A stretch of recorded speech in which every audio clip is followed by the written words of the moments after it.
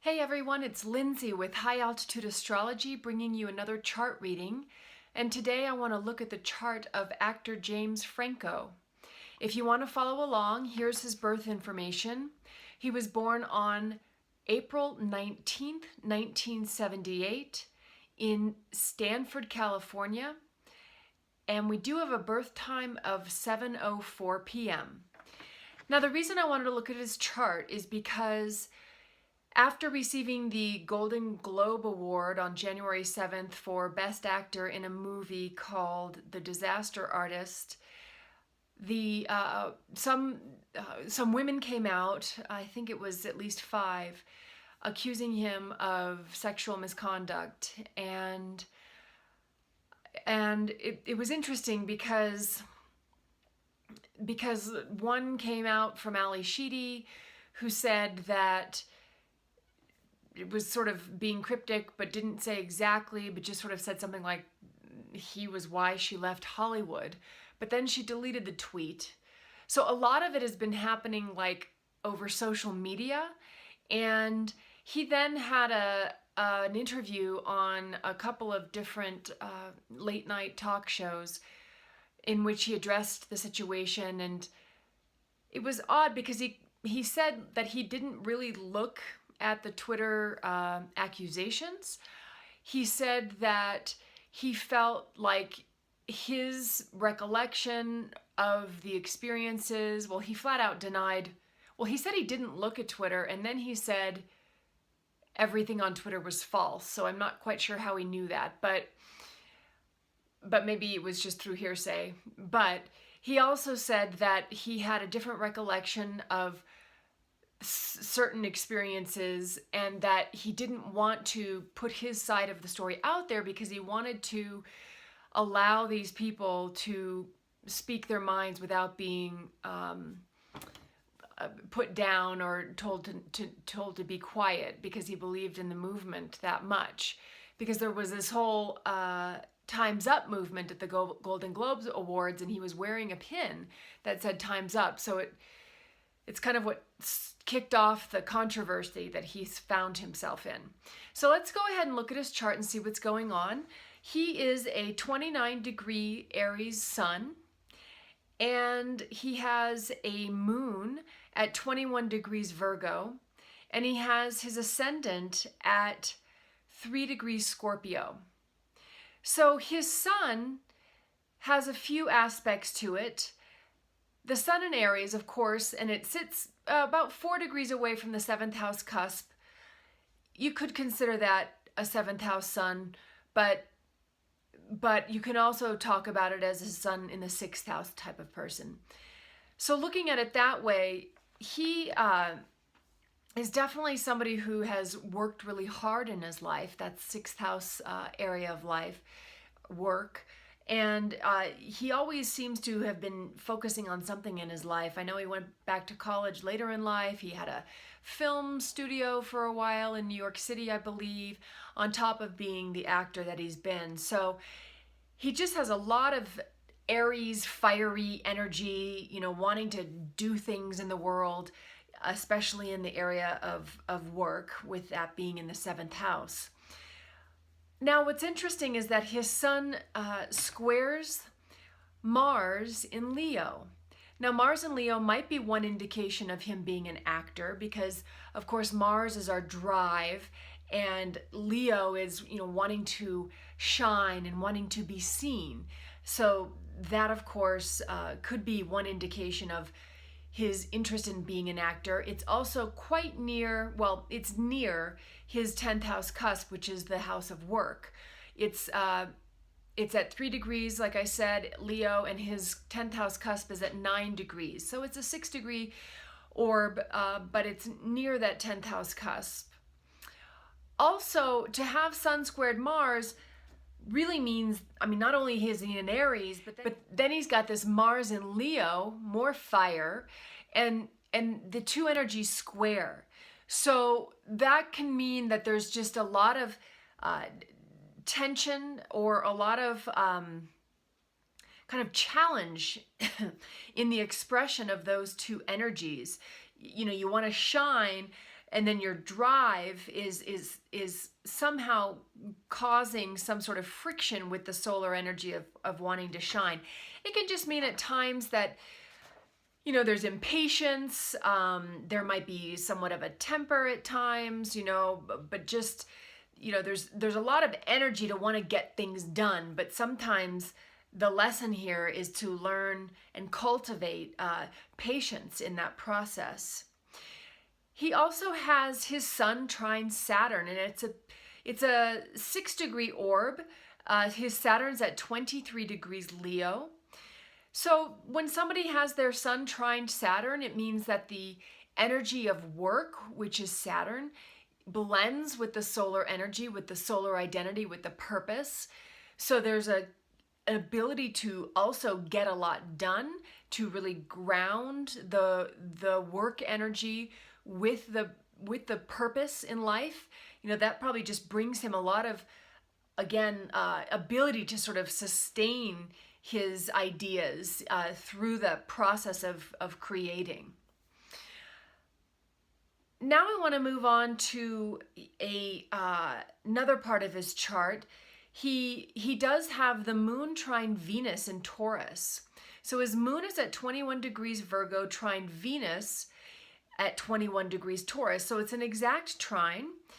And when your moon, your emotional expression, your subconscious predisposition, your feelings, trine Venus, which is our loving energy, our creativity, that just can mean that there's somebody who has the ability to blend the expression of their emotion and their feelings with their creativity or with their loving energy. It generally can give you kind of a pleasant disposition.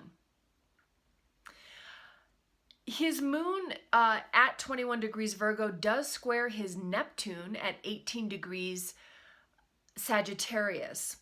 And this probably gives him some of his imagination that he puts towards his acting, because that is what Neptune can be symbolic of. Neptune is about accessing those realms beyond the rational mind. And so we can do that through accessing the imagination. So in this instance, his emotions and his feelings are connected to that energy of Neptunian imagination. Now they are in square, so sometimes that can indicate that perhaps it's an overactive imagination, or thinking things, you know, or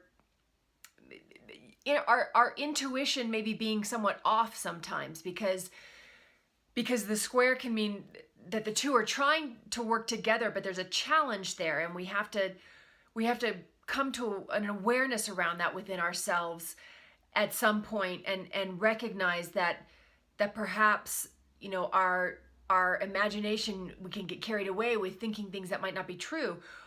But again, a very nice combination to have when you're allowing your imagination to guide your emotional expression. Also, just want to mention that he's got Uranus in the first house, and his Uranus is in the sign of Scorpio, and it sits in his first house. So that means that he's going to be somebody who, because of the first house being how we bring ourselves out into the world, you know, the way we present ourselves to the world.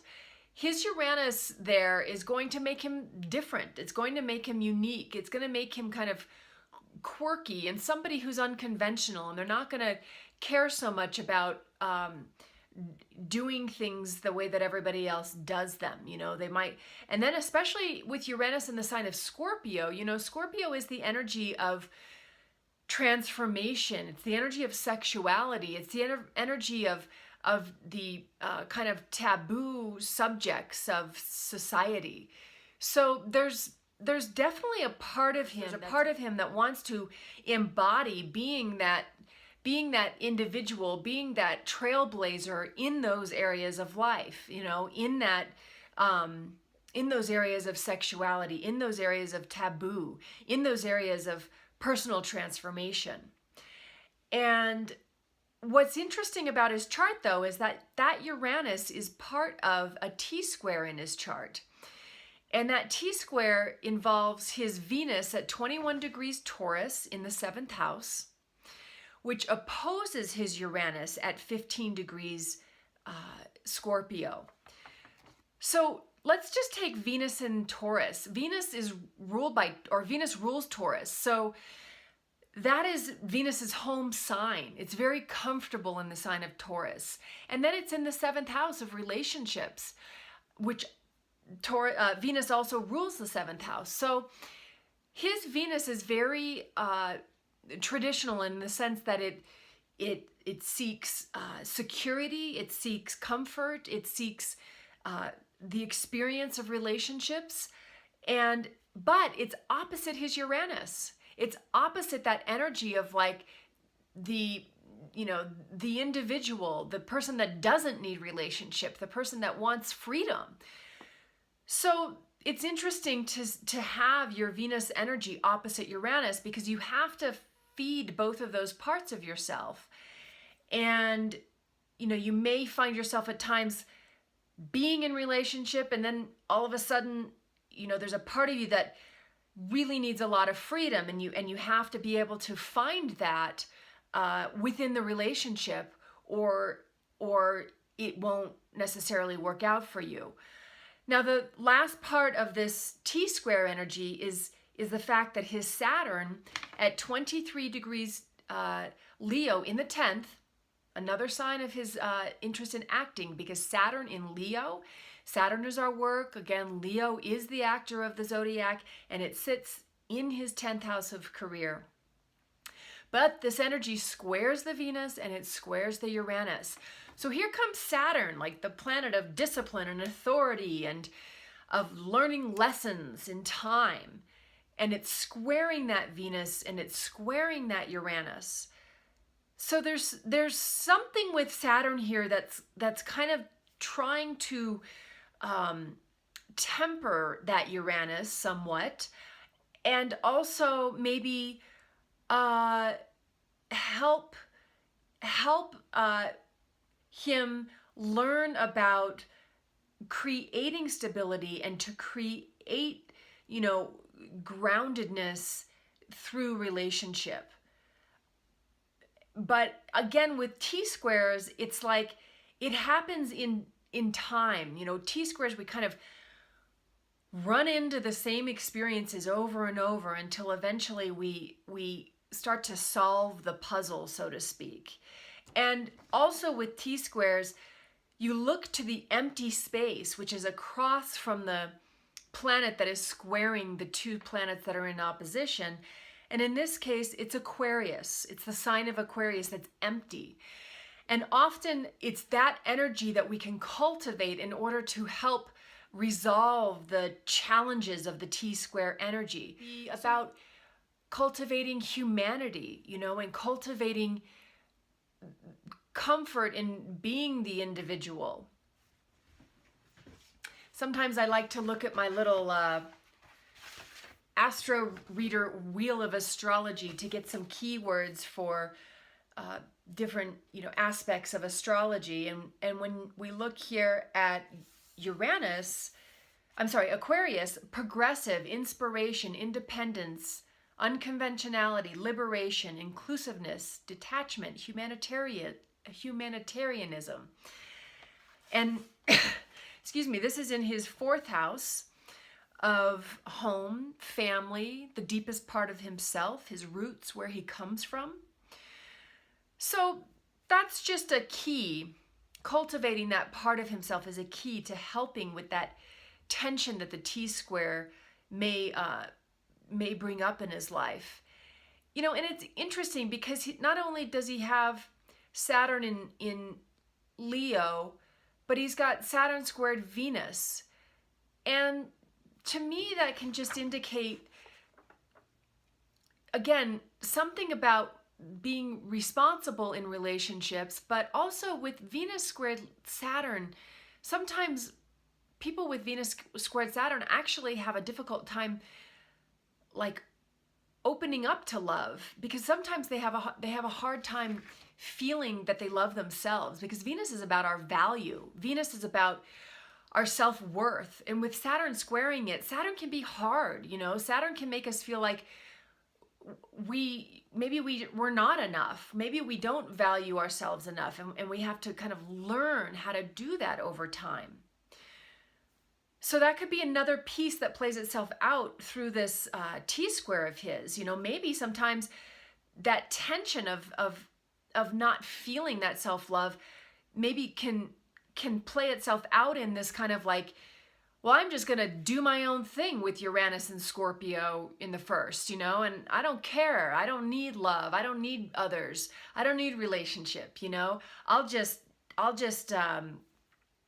you know, do whatever I want when it comes to sexuality and you know, those kinds of Scorpio issues. But really it's about ultimately transforming, you know, transforming through higher awareness and higher learning of lessons over time. That's really what Uranus and Scorpio is all about, is that ability to kind of transform ourselves and really find a higher expression of those Scorpio energies. So I want to move on to some of his, he does have one other thing I want to mention. It's a grand trine in fire. It's got to do with his Mercury at 15 degrees Aries, trine his Saturn at 23 degrees Leo, trine his Neptune at 18 degrees Sagittarius. And I know he has written a book. I think he's probably a writer of sorts, with that Mercury in Aries, trine Saturn, trine Neptune, that brings in, you know, more imagination to his communication and his ability to write. And then Saturn, of course, grounds it all in the ability to really express it in a productive manner. So let's just look at some of his transits and progressions that have been going on. Of course, being in Aries, Uranus has been in the sign of Aries since 2010. And it begins its exit in June of this year when it moves into Taurus for a brief amount of time. So anybody who is an Aries has been feeling shifts and changes in their life since 2010, because Uranus is an awakener. Uranus like elevates us to a higher level of consciousness in certain ways. It's the divine knowledge, you know, it's this intuition. It wants to help us like make a better humanity. So that's what's blending with his solar energy. So he's really kind of been getting sort of these wake-up calls in his life. But Uranus, because he's at a 29-degree Aries sun, doesn't actually conjunct his sun until Uranus is almost out of Aries, and it conjuncts his sun in April of this year through March of next year. So that'll be an interesting time for him when Uranus actually goes conjuncting his sun. Again, his sun trines Saturn, his sun squares Mars. It also sextiles Jupiter. I hadn't mentioned that yet. So, you know, it will be an interesting time for him, probably a very productive time, but really a time of enlightening in his life and really kind of coming through some sort of transformation. He has been having transiting Uranus trining his Saturn from March of last year through January of this year. And this is what I think might be relating to what he's been going through publicly, because Uranus, again, the awakener, trining, blending with his Saturn, that's the energy of work. It's the energy of creating foundation and structure in our life. Uranus has been blending with that Saturn, but again, that Saturn is part of his T-square that brings in his Venus, his loving energy, and brings in Uranus, that energy of the unexpected. So what this could be doing is helping him kind of redefine those parts of himself, how he wants to create structure and foundation around his loving energy and around that part of him that feels like he wants as much freedom as he wants in his life, you know. So I think that this Uranus trining that Saturn has been stimulating that T-square and asking him to kind of look again at himself and wake up a bit more around those aspects of his life. Now, Also, what's been happening is that Saturn has been opposing his Jupiter, and this was the first 2 weeks of January this year.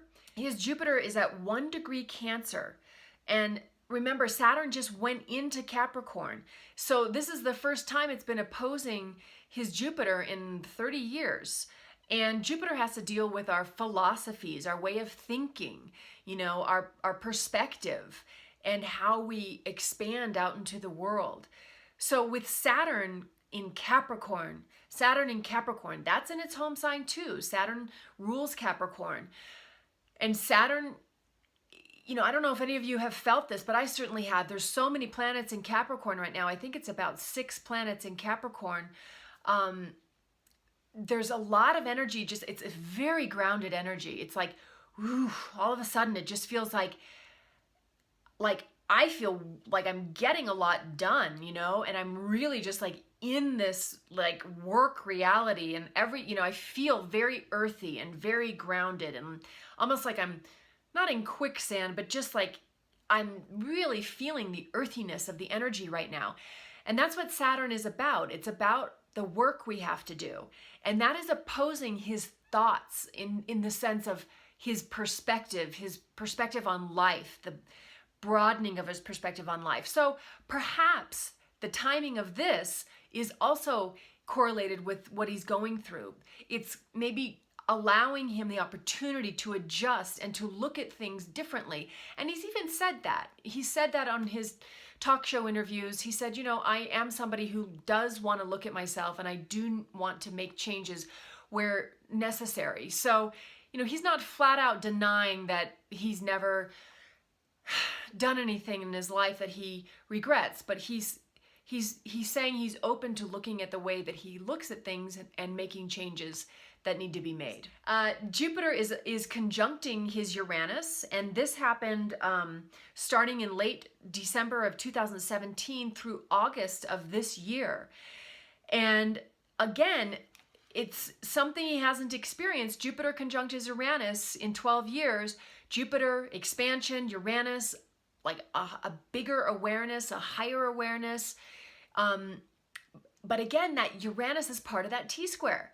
So it's connected back to the Venus opposite the Uranus, the loving energy, squared by the Saturn in Leo that also squares the Uranus. So there's something, again, happening with perspective, with expanding perspective, with awakening awareness that is connected to this challenging energy in his chart that deals with his loving energy, with his discipline and ability to create foundation, as well as this need for freedom and independence. The mention is that he has had solar arc Uranus trining his natal Saturn, and he's had solar arc Pluto squaring his natal Saturn. So again, 2 kind of heavy-hitting planets affecting that Saturnian energy in his chart. And I want to mention again that his Saturn is part of a grand trine, again with Mercury and with Neptune. So really there's an ability here, as all these planets by transit and by progression are kind of hammering that Saturnian energy of his, that grand trine also allows for him to really grow and to really bring, with the Mercury and with the Neptune, a compassionate understanding to anything that is challenging that Saturn energy right now, and allow him to really potentially have that compassionate view towards himself and towards others that he can then use to really integrate the challenging energies of this time. So I think the last thing I want to point out is that a lot of these energies are affecting his Saturn, and Saturn in Leo, ultimately Leo is a very noble energy. But with Saturn in Leo, sometimes the lesson is about learning like how to be that noble king, learning how to express the more elevated aspects of Leo rather than the self-centered or let's get a few keywords here for Leo in its not so positive expression. Demanding love and attention, unawareness of feedback or personal limits. So it seems like that is the part of him right now that's really needing to grow in a certain way. And again, if you go back to what's opposite Leo, it's Aquarius. And so for him, it would be best, and it seems like he's going that direction, to be thinking of humanity and thinking of others and how he impacts others in the world in order to navigate this time for himself. So that's my reading of James Franco. Thanks so much for watching. If you like this channel, please subscribe. I do offer readings. You can reach me at a new email address. It's info@highaltitudeastrology.com. Take care. Adios.